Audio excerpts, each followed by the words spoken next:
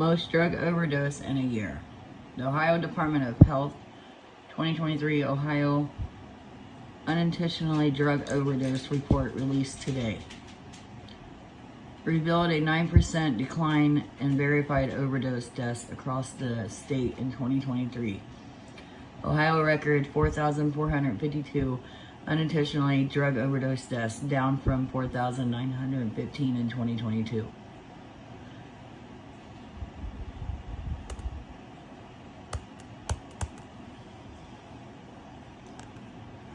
Drug overdose law in Ohio.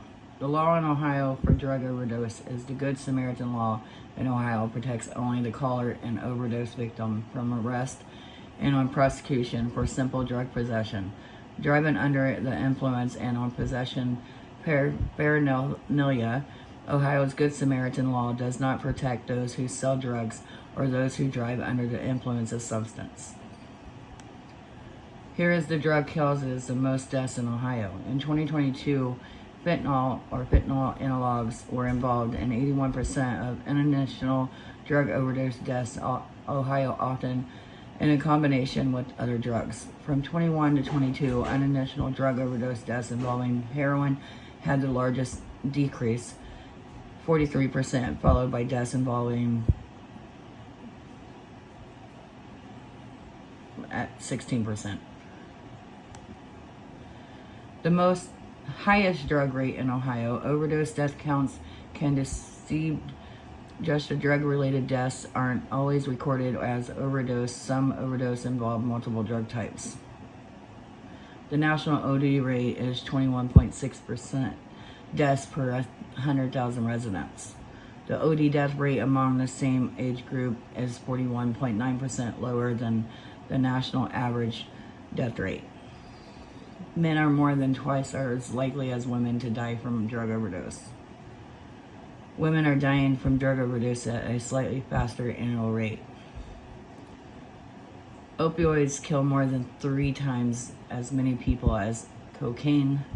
Between 2018 to 2019, drug overdose rates fell by 4.6%, and for the first time since 2022. Here is what police officers do when somebody overdoses. In every community, it is important to report that the person's breathing has slowed or stopped, they're unresponsive, and give the exact location. If naloxone was given and it did not work, tell a dispatcher this. In many communities, the police respond along with the ambulance to call 911. Here is how many drugs cost in Ohio each year. In addition to a tragic loss of human life, drug overdose are associated with a high direct and indirect cost. Unintentional fatal poisonings cost Ohioans $3.5 billion on average each year, while non-fatal hospital admitted poisonings cost an additional $31.9 million. The type of prevention strategy for controlling drug abuse. Don't wait to have the drug talk with someone. Make discussions about tobacco, alcohol, and other drugs part of your daily conversation.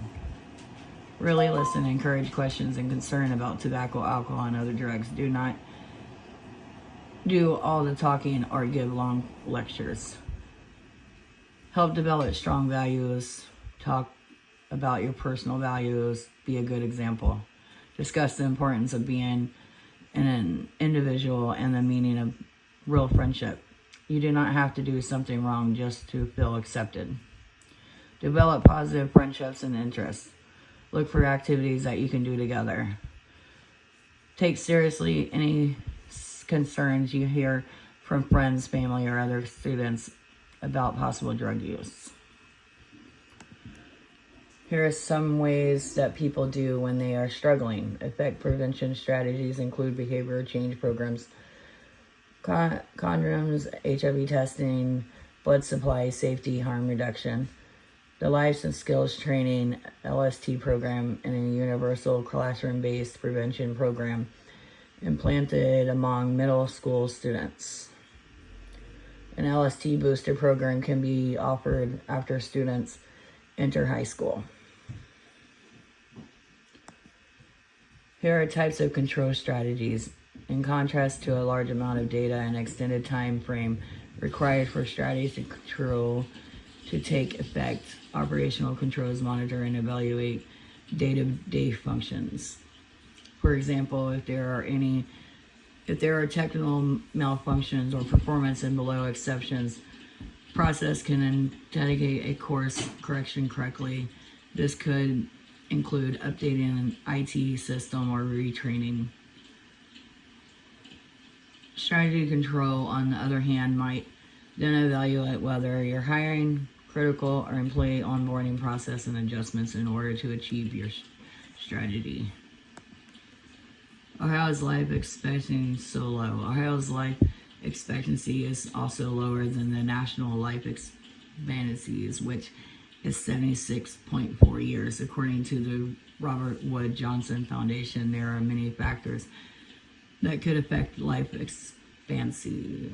Those include level in education, housing opportunities, employment, access to health care, food insecurity, and more.